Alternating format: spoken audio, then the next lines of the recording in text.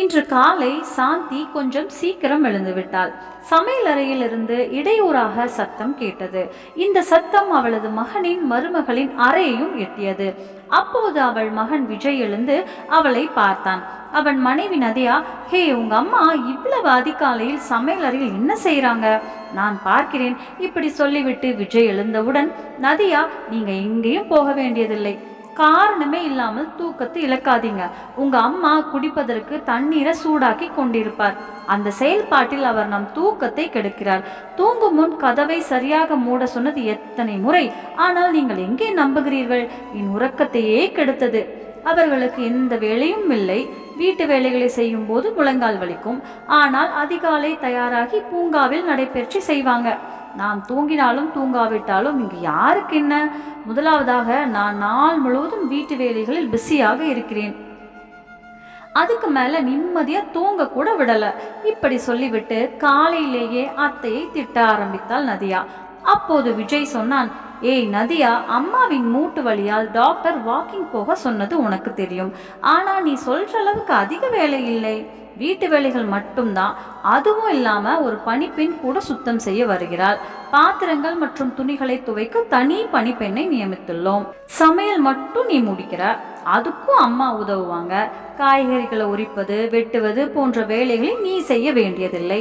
நாள் முழுக்க என்ன வேலையில் நீ மும்மரமாக இருக்கிறாய் என்று எனக்கு இன்னும் தெரியவில்லை.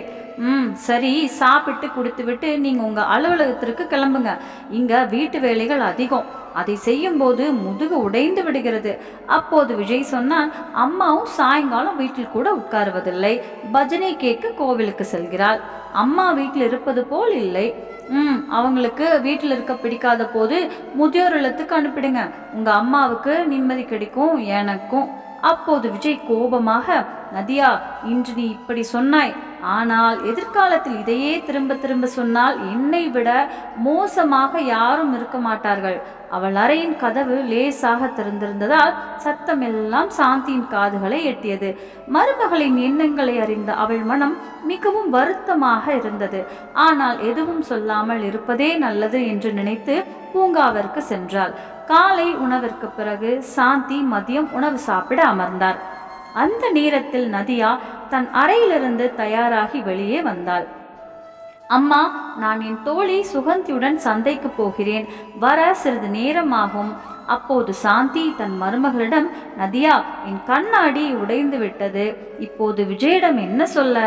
காலையில் சென்று இரவுதான் வீடு திரும்புகிறான். நீ சந்தைக்கு செல்கிறாய். எனவே எனது கண்ணாடியை புதுப்பித்து வாங்கி வா. அப்போது நதியா சொன்னால், இந்த மாதம் செலவுகள் அதிகமாகிவிட்டன அம்மா. மேலும் எனது நண்பரின் திருமணத்திற்கு ஷாப்பிங் செய்ய வேண்டும். அதனால இப்போதைக்கு உடைந்த கண்ணாடியை மட்டும் பயன்படுத்துங்க. கண்ணாடி போட்டுக்கிட்டு ஆஃபீஸ் வேலைக்கு போகணுமா என்ன? உங்க கண்ணாடியை அடுத்த மாதம் ரிப்பேர் செய்து தருகிறேன். அதனால் சாந்தி சரி மருமகளே என்றாள். நதியா தன் கைப்பையை எடுத்துக்கொண்டு நடக்க ஆரம்பித்தாள். சாந்தி கண்ணாடி இல்லாமல் மிகவும் சிரமப்பட்டு வாழ்ந்து வந்தார். ஒரு நாள் அவனது பேரன் ரித்து சாந்தியின் அறையில் அமர்ந்து விளையாடி கொண்டிருந்தான். அவன் தண்ணீர் கேட்டபோது சாந்தி தண்ணீர் எடுக்க சமையல் அறைக்கு சென்றார். ஆனால் கண்ணாடி இல்லாமல் எதையும் தெளிவாக பார்க்க முடியவில்லை. திடீரென்று அவள் கை கண்ணாடியில் பட்டது. கண்ணாடி கீழே விழுந்து உடைந்தது. நதியா ஏதோ உடையும் சத்தம் கேட்டவுடன் கோபத்தில் கொதித்தெழுந்து வெளியே வந்தாள். தரையில் பார்த்தபோது கண்ணாடி உடைந்து கிடந்தது. இதை பார்த்த நதியா ஆவேசமடைந்து, கடவுள் உங்களுக்கு 2 கண்களை கொடுத்திருக்கிறாரே, பார்த்து வேலை செய்ய முடியாதா? எனது விலை உயர்ந்த இறக்குமதி செய்யப்பட்ட கண்ணாடியை உடைத்துள்ளாய். இதை என் அம்மா எனக்கு கொடுத்தார் தெரியுமா? எந்த காரணமும் இல்லாமல் இவ்வளவு சேதம் செய்து விட்டீர்கள். நதியாவின் குரல் கேட்டவுடன் விஜய் வெளியே வந்தான். என்ன நடந்தது நதியா? ஏன் இவ்வளவு கத்துற? இங்க பாருங்க, உங்க அம்மா என்ன செய்திருக்காங்க. உங்க அம்மா என் விலை உயர்ந்த கண்ணாடியை உடைச்சிட்டாங்க. இதை என் அம்மா கொடுத்தது தெரியுமா? அப்போது விஜய் சொன்னான், தவறுதலாக உடைத்திருக்க வேண்டும். இவ்வளவு கத்து என்ன இருக்கு? பேசாம குழப்பத்தை உண்டாக்க யாராவது உன்னிடமிருந்து தான் கற்றுக்கொள்ள வேண்டும். அப்போது விஜய் தன் அம்மாவை பார்த்து, அம்மா, ஏன் கண்ணாடி போடல? இதனாலே நீங்க எதையும் பார்க்காம இருந்திருக்கலாம். மகனே, அது என் கண்ணாடி என்று சொல்ல சொல்ல நதியா இடைவிடாது இன்னும் பேசிக்கொண்டிருந்தாள். உங்க அம்மா எந்த உலகத்தில் தொலைந்தாள் என்பது கடவுளுக்கு தான் தெரியும். காரணமே இல்லாமல் எனக்கு தீங்கு செய்தாள். முணுமுணுத்துக் கொண்டே தன் அறைக்கு சென்றாள் நதியா. இதற்கிடையில் மருமகள் மிகவும் வருத்தப்படுவதற்கு அவள் என்ன செய்தாள் என்று சாந்தியால் புரிந்து கொள்ள முடியவில்லை. உண்மையில் நதியா தனது நவீன கால நண்பர்களால் பெரிதும் பாதிக்கப்பட்டார். அவளுடைய பெரும்பாலான தோழிகள் தங்கள் மாமியாரை பிரிந்து சொந்த வீடுகளை அமைத்து கொண்டிருந்தனர், அல்லது அவர்களை முதியோர் இல்லங்களுக்கு அனுப்பி தங்கள் பொறுப்புகளிலிருந்து விடுபட்டு சுதந்திரமான வாழ்க்கை வாழ்ந்து வந்தனர். அவற்றை பார்த்தவுடனேயே நதியா சாந்தியை வெளியே அனுப்ப வேண்டும், அல்லது அவளை முதியோர் இல்லத்திற்கு அனுப்பி தன் பொறுப்புகளிலிருந்து விடுவித்து சுதந்திரமான வாழ்க்கை வாழ வேண்டும் என்று இருந்தாள். அவர்களை பார்த்ததும் நதியாவுக்கும் தன் மாமியாரை ஆசிரமத்திற்கு அனுப்பும் தீய ஆவி பிடித்தது. அடிக்கடி நதியா போனை ஒட்டியே இருந்தாள். சில சமயம் தன் தோழிகளிடம் தன் மாமியாரை பற்றி தவறாக பேசுவாள். சில சமயம் வீட்டின் முழு சூழலையும் அம்மாவிடம் பகிர்ந்து கொள்வாள். ஒரு நாள் நதியா தன் வீட்டை பற்றிய எல்லா விஷயங்களையும் அம்மாவிடம் சொல்லிக் கொண்டிருந்த போது அவள் சொன்ன சில வார்த்தைகள் சாந்தியின் காதுகளுக்கு எட்டின. சிறிது நேரம் கழித்து மருமகளிடம் வந்து, மருமகளே, உன் மாமியார் பற்றிய எல்லா விஷயங்களையும் பெற்றோர் வீட்டில் சொல்வது நல்லதல்ல. நதியா ஆவேசமடைந்து கத்த, ஒருத்தர் பேசும்போது ஒட்டு கேட்க கூடாது என்ற பழக்கம் கூட இல்லையா? மருமகளை உளவு பார்க்கும் போது நீங்க வெட்கப்பட வேண்டும். நதியாவின் இத்தகைய நடத்தையால் சாந்தி முற்றிலும் திகைத்து போனார். ஆனால் யாரிடம் சொல்வது? மருமகள் புரிந்து கொள்ள தயாராக இல்லை. மகனை கஷ்டப்படுத்த விரும்பவில்லை. அதனால்தான் அவமானத்தை மௌனமாக பொறுத்து கொண்டாள். ஆனால் நதியா அமைதியாக இருக்க போவதில்லை. இரவு உணவு முடிந்து அறைக்குள் வந்த விஜயிடம் மீண்டும் அதே பிடிவாதத்தை எடுத்தாள். உங்கள் அம்மா அருகில் இருப்பதால் என் வாழ்க்கை மலடாகிவிட்டது. தனி உரிமை என்று எதுவும் இல்லை. யாரிடமும் போனில் கூட பேச முடியாது. சின்ன விஷயங்களுக்கு கூட விரிவுரை செய்ய வருவாள். உன் அம்மாவை முதியோர் இல்லத்துக்கு அனுப்பு என்று எத்தனை முறை சொன்னேன். ஆனால் கேட்காதவன் நீ. முதியோர் இல்லம் என்பது இவர்களை போன்ற முதியவர்களுக்காக மட்டும்தான். உங்கள் அம்மாவுக்கும் சொந்த வயது ஆட்கள் கிடைத்தால் அவளும் மகிழ்ச்சி அடைவாள். அப்போது விஜய், நதியா, பெரியவர்கள் ஏதாவது விளக்கினால் நம் நன்மைக்காகத்தான் விளக்குகிறார்கள் என்பதை புரிந்து கொள். ஆனா இதெல்லாம் உன் மனசுல தப்பா இருக்கு. காது திறந்து கேளு. நான் என் அம்மாவை முதியோர் இல்லத்துக்கு அனுப்ப மாட்டேன். என் அம்மா எனக்காக எத்தனை தியாகங்கள் செய்திருக்கிறாள் என்று உனக்கு தெரியாது. இன்று அவளுக்கு நான் தேவைப்படும் போது என்னால் அவளை கவனித்துக் கொள்ள முடியவில்லை என்றால் ஒரு மகனாக இருப்பது எனக்கு அவமானம். அப்போது நதியா சொன்னால், ஆமா, சும்மா அம்மா அம்மா என்று. உன் அம்மாவை தவிர இந்த உலகத்தில் நீ யாரையும் பார்க்கவில்லை. அப்போது விஜய், நதியா, என் அம்மா எவ்வளவு கஷ்டப்பட்டு என்னை வளர்த்தார்கள் என்று உனக்கு தெரியாது. தனக்கு பசித்தாலும் என் மனசுக்கு நிறைவாக ஊட்டிவிட்டாள் என் அம்மா. என் அப்பா இறக்கும்போது எனக்கு 10 வயதுதான். அதன் பிறகு அம்மா என்னை தனியாக விட்டுவிட்டு ஒரு வேலையை கூட எடுக்க முடியவில்லை. அதான் வீட்டிலிருந்தே டிஃபன் சர்வீஸ் ஆரம்பிச்சாங்க. மாலை வேளைகளில் சிறிது நேரம் மிச்சம் இருக்கும் போது பள்ளியின் சிறு குழந்தைகளுக்கு டியூஷன் கொடுப்பதுடன் எனக்கும் சொல்லிக் கொடுப்பாள். இரவு பகல் பாராமல் உழைத்து இன்று நான் மரியாதைக்குரிய வாழ்க்கை நடத்தும் அளவிற்கு அம்மா என்னை அழைத்து சென்றாள். அம்மாவிடம் அவ்வளவு பணம் இல்லாவிட்டாலும் என் ஒவ்வொரு கோரிக்கையும் நிறைவேற்றினாள். இதை சொன்ன உடனே விஜய் கண்களில் கண்ணீர் வர, ஏய் நதியா, என்னால் இந்த உலகத்தை விட்டு போக முடியும். ஆனால் ஒருபோதும் என் அம்மாவை விட்டு போக முடியாது.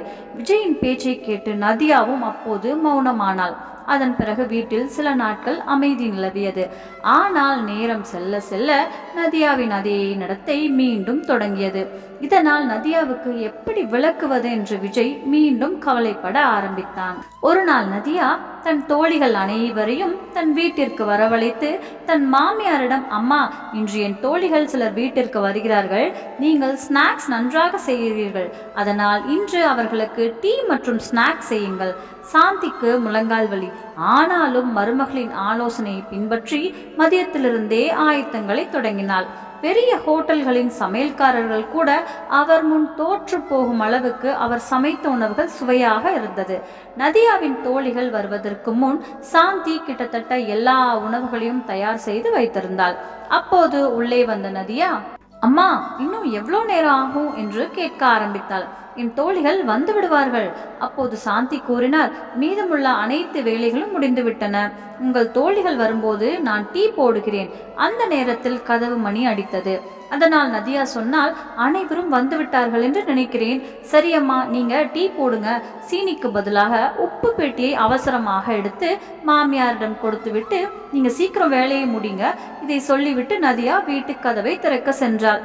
கண் பார்வை பலவீனம் மற்றும் கண்ணாடி இல்லாததால் சாந்திக்கு உப்புக்கும் சர்க்கரைக்கும் உள்ள வித்தியாசம் புரியாமல் டீயில் உப்பு போட்டாள். அப்போதுதான் நதியா தன் தோழிகளுடன் உள்ளே வந்து அவர்களுடன் பேச ஆரம்பித்தாள். சிறிது நேரம் பேசிவிட்டு நதியா அனைவருக்கும் கிச்சனில் இருந்து விதவிதமான தின்பண்டங்களை கொண்டு வந்து ஸ்நாக்ஸ் எல்லாம் இவள் தயார் செய்து கொடுத்தது போல் நடந்து கொண்டிருந்தாள். அனைவரும் மிகுந்த மகிழ்ச்சியுடன் தின்பண்டங்களை உண்ண தொடங்கினர்.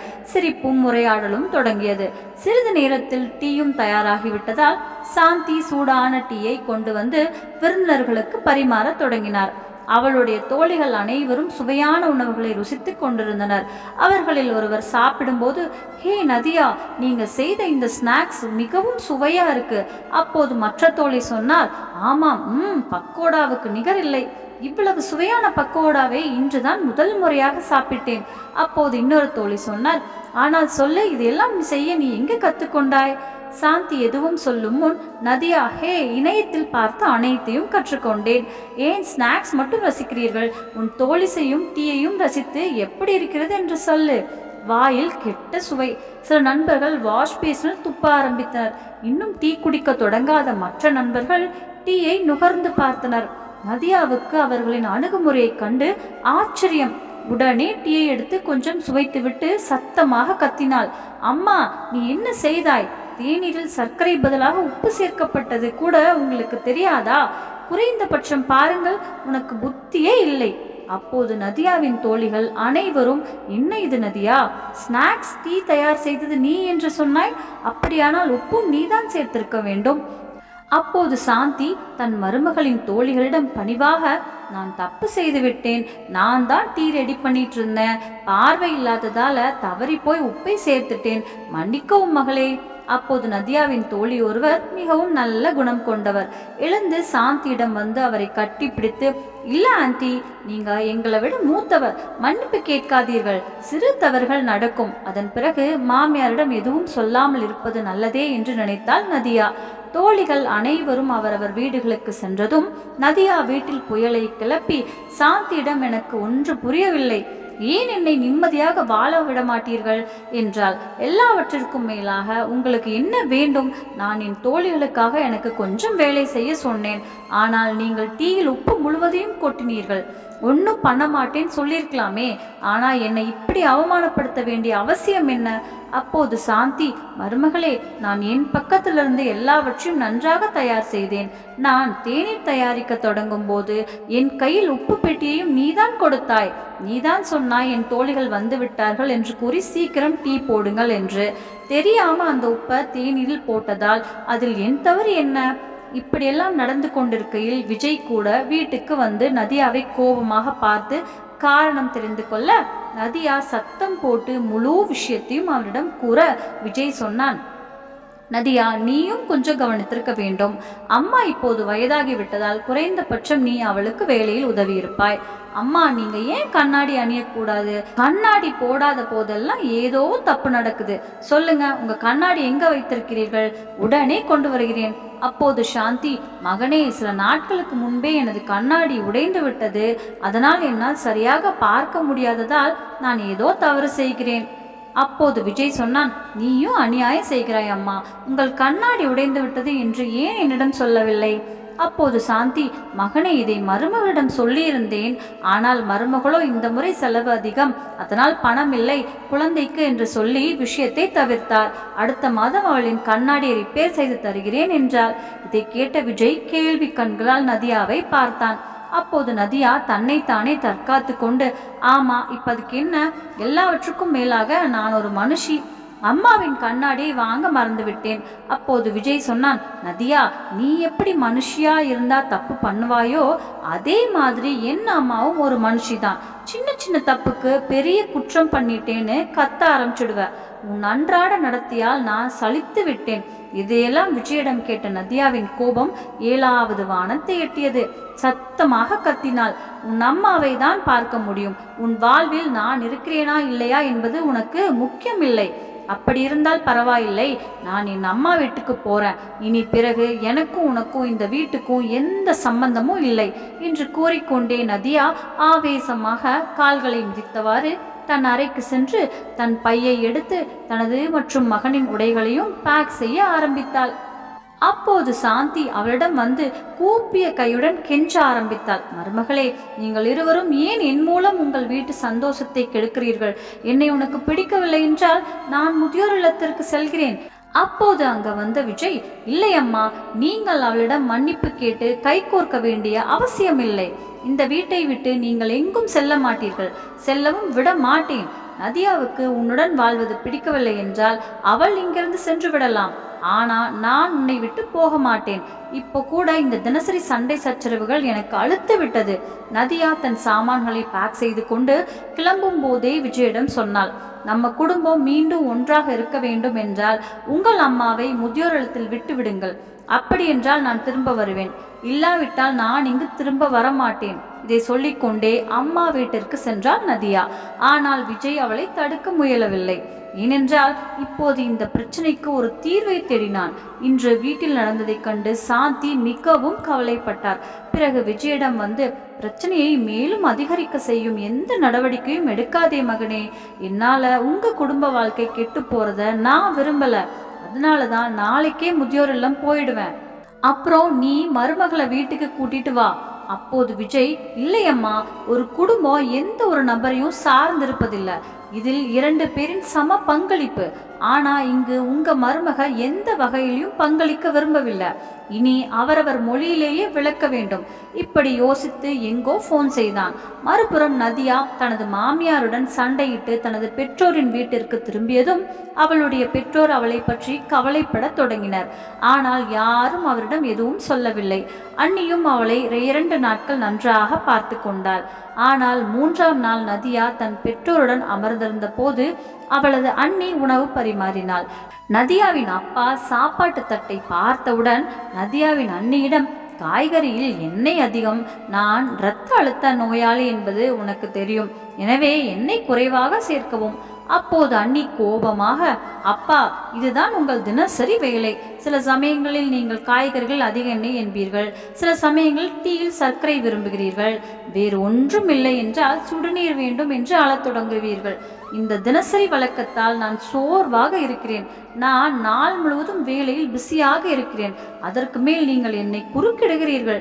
பின்னர் நதியாவை பார்த்து அவள் அண்ணி சொன்னால், ஒவ்வொரு நாளும் வீட்டிற்கு யாராவது விருந்தினர்கள் வருவார்கள், அவர்களையும் உபசரிக்க வேண்டும். இங்கு எனக்கு தனி உரிமை கிடைக்கவில்லை, அல்லது என் விருப்பப்படி வாழ முடியவில்லை. இப்போ உங்க எல்லாரையும் என்னால கவனிக்க முடியல. எனக்கும் என் சொந்த வாழ்க்கை இருக்கிறது. இப்போது நான் உங்களிடமிருந்து விலகி இருக்க வேண்டும். அண்ணியிடமிருந்து இப்படிப்பட்ட வார்த்தைகளை கேட்டு ஆச்சரியப்பட்டாள் நதியா. இப்போது அவள் சொன்னாள், அண்ணி, இது ஒரு சின்ன விஷயம், ஏன் இப்படி கோவப்படுகிறாய்? அப்போது அண்ணி சொன்னால், நதியா, நீ இங்க பேச வேண்டிய அவசியம் இல்லை, இது எங்க குடும்ப பிரச்சனை. உங்க வீட்டை பாருங்க, நீங்க இந்த வீட்டிற்கு விருந்தினர், எனவே விருந்தினர்களாக இருங்கள்.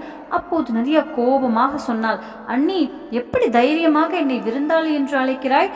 நான் இந்த வீட்டின் மகள். இந்த வீட்டின் மீது எனக்கும் முழு உரிமை உண்டு. அண்ணி சொன்னால், ஆமா ஆமா, இது உன் வீடு தான், அதனாலதான் விதவையான மாமியாரை இரத்த கண்ணீருடன் அளவைத்து விட்டு நீ இங்க வந்து உட்கார்ந்திருக்க. அண்ணி இப்படி பேசுவதை பார்த்த நதியா அவளையே பார்த்து கொண்டிருந்தாள். அண்ணியின் இந்த நடத்தியால் அவர் மிகவும் மோசமாக உணர்ந்தார். பிறகு சற்று பொறுமையாக நதியா சொன்னால், அண்ணி, என்ன சொன்னீங்க? இப்ப ஏன் இப்படி பிரிந்து வாழ பேசுறீங்க? எனக்கு ஆச்சரியமா இருக்கிறது. நீங்க இப்படி இருந்ததில்லை. எப்பொழுதும் வீட்டு வேலைகள் எல்லாம் சிரித்து கொண்டே செய்யும் நீங்க அம்மா அப்பா இருவரையும் மிகவும் மதிப்பீர்கள். ஆனா இப்ப என்ன நடந்திருக்கு? நீங்க உங்க மாமனாரிடம் ஒரு தகப்பன் மாதிரி இல்லாம மோசமா நடந்து கொள்கிறாய்.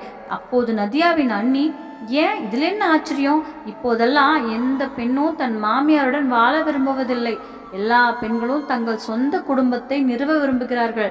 அவள் தன் கணவனை விரும்புகிறாள், ஆனால் அவன் பெற்றோருக்கு சேவை செய்ய விரும்பவில்லை. ஏன் அதிக தூரம் செல்ல வேண்டும்? உங்கள் மாமியாருடன் சரிபார்க்கவும்.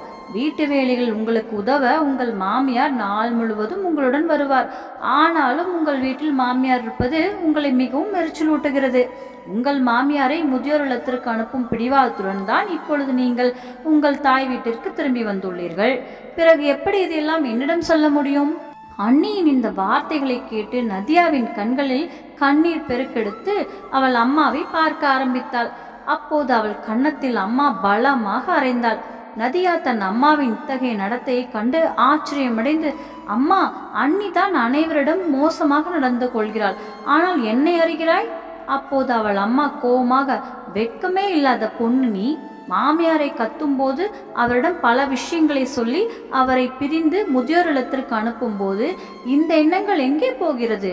உனக்கு உன் கணவன் வேண்டும், ஆனா உன் கணவனை பெற்ற தாய் வேண்டாமா? அவர்களை அவமானப்படுத்துகிறாய். அப்படியானால் மாமியார் அம்மா போன்றவர் என்பதை ஏன் நீ உணரவில்லை? அப்படியானால் நீ உன்னை முற்றிலும் சரி என்று எண்ணுகிறாய். ஆனா உங்க அண்ணி எங்களோட அதே மாதிரி நடக்கும்போது அண்ணி பண்ணது தப்புன்னு தோணுது. உன் பெற்றோர் இப்படி நடத்தப்படுவதை பார்க்கும்போது எவ்வளவு வருத்தமா இருக்கிறது. இதை கேட்டதும் நதியாவின் கண்கள் வெட்கத்தில் விழுந்தன. மகளே, உன் மாமியார் பற்றிய பேச்சுக்களை உன் மாமியார் வீட்டில் மட்டும் வைத்துக் கொள்ள வேண்டும் என்று நான் உனக்கு எவ்வளவோ விளக்கமளித்தேன். மருமகனின் பெற்றோரை பற்றி எதுவும் சொல்ல வேண்டியதில்லை. எங்கள் வளர்ப்பு இப்படி இல்லை. நான் உனக்கு எந்த தவறான அறிவுரையும் சொல்லவில்லை. ஆனால் இன்றைக்கு நீ செய்த காரியத்தால் எங்கள் வளர்ப்பிலும் கேள்விகள் எழும். உன் மாமியாரை முதியோர் இல்லத்துக்கு அனுப்பு என்று உனக்கு அறிவுரை கூறியதும் உனக்கு தவறான விஷயங்களை கற்றுக் கொடுத்ததும் உன் அம்மாதான் என்று உன் மாமியார் நினைப்பார்கள். உன் அண்ணி எங்களிடம் இப்படி பேசுவதை இதற்கு முன் பார்த்திருக்கிறாயா? ஏய், அவள் உரத்த குரலில் கூட பேசியதில்லை. ஆனால் இன்று உன்னால் உன் அண்ணியும் மோசமாக நடந்து கொள்கிறாள். அம்மாவின் பேச்சை கேட்ட நதியாவுக்கு தான் செய்த பெரிய தவறு புரிந்தது. நீண்ட நேரம் யோசனையில் அமர்ந்திருந்தாள். அது ஏற்கனவே இரவு. ஆனால் அவளால் தூங்க முடியவில்லை. மறுநாள் காலை நதியா தன் பொருட்களை கட்டிக்கொண்டு தன் மாமியார் வீட்டிற்கு திரும்பினாள். நதியா தன் மாமியார் வீட்டிற்கு திரும்பியவுடன் சாந்தி அவள் முன்னால் இருப்பதை பார்த்து ஆச்சரியப்பட்டாள். அவள் எதுவும் சொல்லும் முன் நதியா அவள் காலில் விழுந்து, அம்மா, என்னை மன்னியுங்கள் என்றாள். சுயநலத்தால் என் கண்கள் குருடாயின. இதன் காரணமாக நான் உங்களிடம் மிகவும் மோசமாக நடந்து கொண்டேன். மருமகள் இப்படி மன்னிப்பு கேட்பதை பார்த்த சாந்தி அவளை தூக்கி அணைத்து கொண்டாள். ஆனால் நதியா திரும்பி வந்து அவளிடம் மன்னிப்பு கேட்க இந்த 2 நாட்கள் என்ன நடந்தது என்று சாந்தியால் புரிந்து கொள்ள முடியவில்லை. அலுவலகம் செல்ல தன் அறையில் தயாராகி கொண்டிருந்த விஜய் நதியாவின் குரல் கேட்டு வெளியே வந்தான். மருமகளை இப்படி கட்டிப்பிடித்த மாமியாரை பார்த்ததும் முகத்தில் சிரிப்பு வந்தது விஜய்க்கு. விஜய் அலுவலகம் தயாராகி வீட்டை விட்டு வெளியே வந்ததும் முதலில் மாமியாரை கூப்பிட்டு உதவியதற்கு நன்றி சொல்லிவிட்டு, அம்மா, நீங்க புண்ணியவதி.